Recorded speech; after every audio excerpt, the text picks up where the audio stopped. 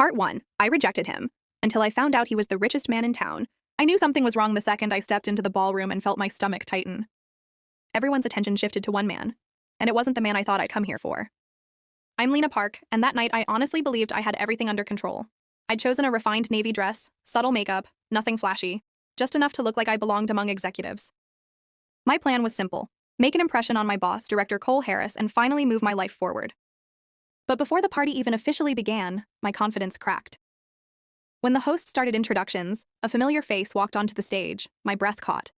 It was Ethan Reed, the quiet guy I'd gone on a few casual dates with, and then brushed aside without much thought. I'd assumed he was just another average office worker trying to get by. I was very wrong. The moment his name was announced, senior managers straightened up. People who barely made eye contact with Director Harris suddenly smiled, nodded, even stepped aside. That's when it hit me. I didn't misjudge the situation. I misjudged him. Panic rushed through me. My heart started racing as I replayed every careless thought I'd had about Ethan. How I'd assumed he wasn't ambitious, how I'd looked down on his modest clothes, how I'd completely missed the quiet confidence he carried. I turned around and walked out. I didn't get far. Director Harris caught up with me near the exit, concern written all over his face. He asked if something was wrong, said the party was about to start. My mind blanked, and I blurted out that I felt sick. Stomach pain, maybe appendicitis. Even I knew it sounded ridiculous. Still, he didn't push. He asked one of his assistants to take me home. As I left, I caught the look in his eyes, disappointment mixed with genuine worry. It stayed with me all night. Back in my apartment, I sat on the edge of my bed and replayed everything. Ethan's calm expression, my own arrogance. The realization that I'd mistaken silence for weakness. Fear pushed me to my laptop. I searched Ethan's name. What I found made my hands tremble.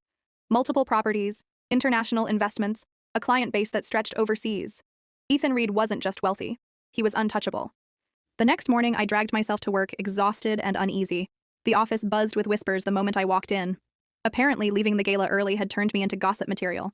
Before lunch, Director Harris called me into his office. To smooth things over, he invited me to dinner. I accepted politely, but something in me had shifted overnight. I wasn't naive anymore, just cautious.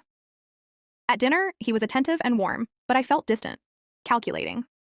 I hated myself for noticing power, dynamics instead of emotions. But I couldn't stop.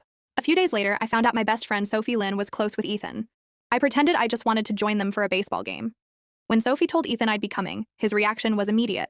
His voice brightened in a way I hadn't expected. Next part on my playlist,